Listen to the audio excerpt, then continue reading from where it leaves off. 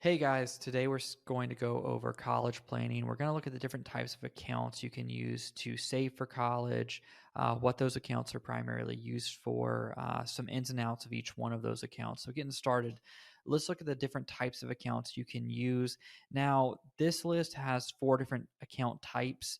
However, there are a few other ways you can save for college with different types of accounts. You can do some with certain types of retirement accounts, or you can use some with some insurance products. I am not going to cover those ways. In my opinion, and probably arguably, these are the four most common. Very rarely do you see those other avenues used. So, starting off with brokerage accounts, a brokerage account is not specifically designed for college, but it is an account you can use to save for college. Same with custodial accounts, and with custodials, you have UTMA and UGMA accounts as well. They are accounts for minor children. They are brokerage accounts. They're not specifically designed for college. And when I say not specifically designed for college, what I mean is there's no benefit to using that as an account type for college. Like there's not a tax incentive, there's not a tax free growth advantage for education purposes. It's just a type of account you can invest in that's not a savings or checking account that can grow over time that you have access to use to save for college. So someone might use a brokerage account, for example, if they didn't want to lock their funds into a education specific account. Now, the other two account types are Coverdell ESA, which is a Coverdell Educational Savings Account, or there's a 529 account. Both of these accounts are specifically designed for education. So, getting into those brokerage and custodial accounts. So, a brokerage account, you'll typically have be in the name of a parent or a grandparent. You would save in that account. There's no restriction on education uses. So, a lot of times you might have a parent that says, "Hey, well, I don't know if my kid's going to go to college, or they might get scholarships or whatever it might be. They don't want to necessarily lock their money into an education style account. Or they might say, hey, I don't want to put all of this toward college. I want to use some as a gift for a down payment or something to plan for a wedding. A brokerage account's a good avenue for that. It's in the parent's name, but you can just earmark it for your child. Again, there's no tax advantages specifically for educational use because it's not an educational direct account. A custodial account, sometimes called an UTMA, UGMA, depending on the kind of specifics of what you want to get inside of that account. It is an account that is specifically for the minor child, which means the minor child is kind of the quote unquote owner of the account, but there's an adult listed on the account. Anything that goes into that account is considered an irrevocable gift to the child. There's no tax advantages for educational uses, and the child will have access to those funds when they reach age of maturity, which varies from state to state. Some states it's 18, some states it's 21. Now, this is often commonly used for college planning as well. It's an account that a parent or grandparent will put into to save for college. However, it is accessible to the child at 18 or 21, depending on the state you live in.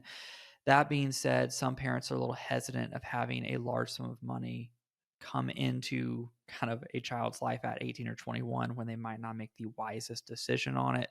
It's completely up to the parent. Personally, I usually recommend the brokerage account for multiple reasons that we'll get to later. One, just the ability to control it from the parent's perspective, but two, there is some FAFSA, like financial aid, that comes into play with custodial accounts that is a little bit different as well. But typically, in most cases, I would argue brokerage, just so you have a little bit more control over what you can do with that and how you can give it to your child. Now, with the Coverdell ESA, this is the first one that we're going to cover that is specifically designed for education. It was kind of your 529 account before 529 accounts existed.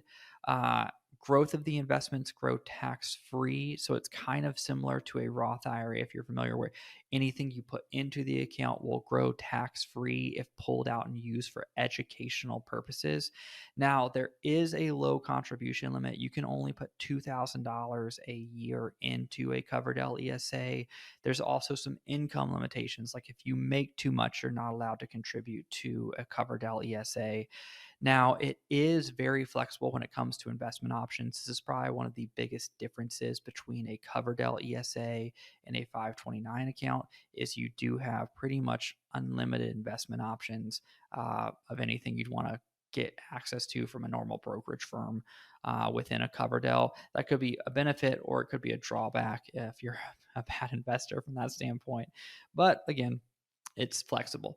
So also with this, the funds have to leave the account by age 30 of the beneficiary. So you can't just let it sit in there from that standpoint. So it does have a little bit more restrictions there. Now, comparing it to the 529 plan, it has higher contribution limits. So it's much more than the $2,000. Most people, in fact, usually don't get near it. There's no restrictions on income. So, regardless of the amount of income the parents bring in, there's not a limit as to them not being able to contribute to a 529 plan. States offer different tax benefits. So, unlike a Coverdell and unlike a brokerage or a custodial account, 529 plans are actually state sponsored. So, when they came into existence, essentially different mutual fund companies were able to more or less pitch different states. So, each state's going to have a slightly different plan. I'm in Georgia, and we have the 529 Path to College plan. I believe it is run by think Tia Kreff. That being said, since each state kind of has its own plan, a lot of states will offer tax benefits to residents of their home state. So, for example, Georgia offers a state income tax deduction up to a certain dollar amount for contributions into the Georgia 529 plan if you were a Georgia resident. Now, not all states offer this. Some states have prepaid 529 plans, some states don't. So it does vary state to state, but keep that in mind. It can be an added benefit to using a 529 plan. 529 plans, the funds grow tax free if used for educational purposes, just like they do in a Coverdell. So, similar rules, same for a Roth IRA, type for education savings. So, you have that tax free growth of anything you put into a 529 plan. Uh, Funds can be passed to a secondary beneficiary. So, with this, as opposed to the Coverdell ESA, where funds have to be completely distributed by age 30 of the beneficiary, if you have multiple children and one does not use everything you had saved for college, you can change the beneficiary to a different child. You can also change the beneficiary to a niece or nephew. You can change the beneficiary to yourself and go get a master's degree. It's very, very flexible, and you can use it to pass wealth for educational savings generationally too. So it has a lot of flexibility in that. Um, Now, one of the downsides of a 529 plan, arguably so, is its lack of flexibility. Typically, when you look at a 529 plan, there's preset investment options based on how old your child is or when your child's scheduled to enroll into a college as to how you can invest it. There's usually some sample options you can kind of select from, or aggressive, conservative, balanced, but it's typically not going to be a free reign like you would have with a Coverdell ESA. Um, Now, effects on financial aid. This is a big topic that a lot of people kind of have asked about is, all right, well, if I don't save enough for college, which it's reasonable to think you're not necessarily going to save the entire cost of college. That's something we'll get to in a little bit here, just because depending on what you're trying to plan for, college costs can be an out-of-state private school or an in-state public school that can vary by several $100,000 in cost. So financial aid might come into play. Now, there's a couple different things that come into focus. So, when financial aid is calculated, there's an expected family contribution that's taken into account. So, when you have a brokerage account, the account is in the parent's name. So, it is not going to have as big of an effect as if the account is in the child's name on that expected family contribution. It's going to be roughly somewhere around like 5% expected to be contributed to college costs.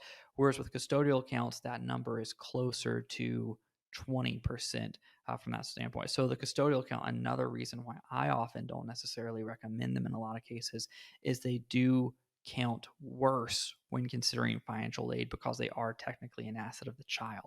Now, Coverdells and 529 accounts both have that more preferable treatment like the brokerage account. Their income from those aren't necessarily counted. towards financial aid, which is also a nice benefit.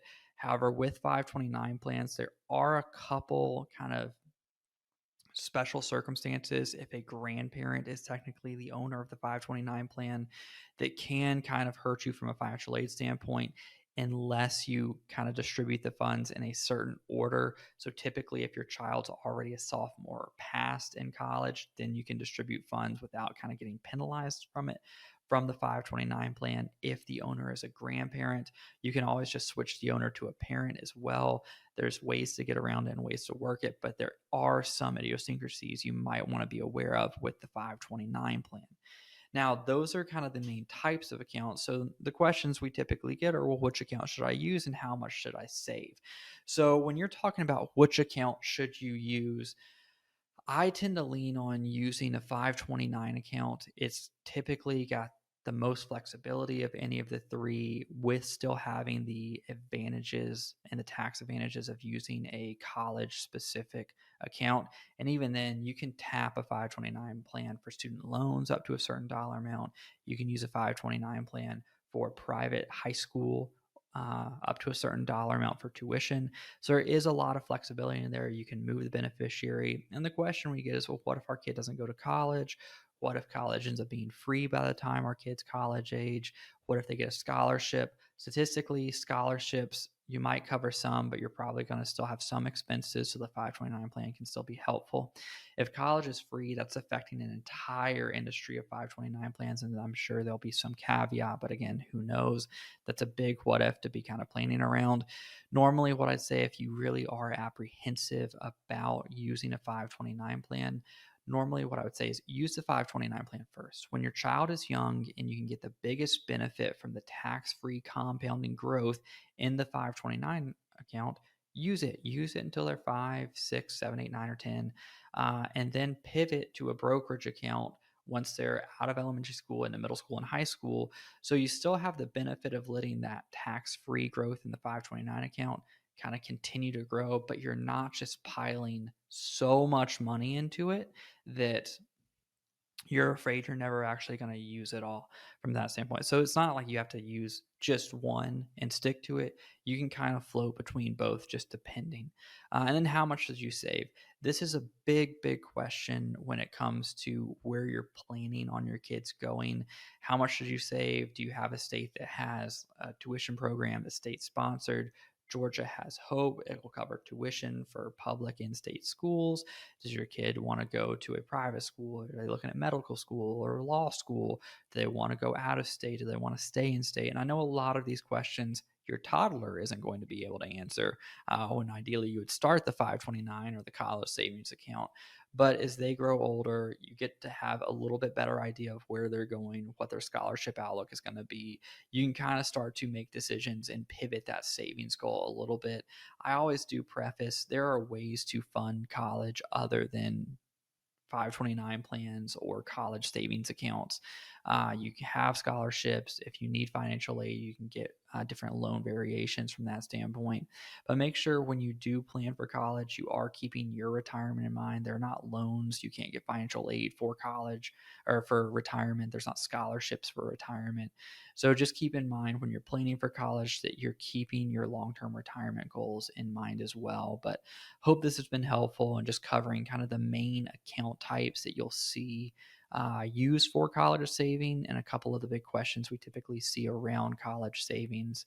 But please feel free to check out more of our videos and have a great day.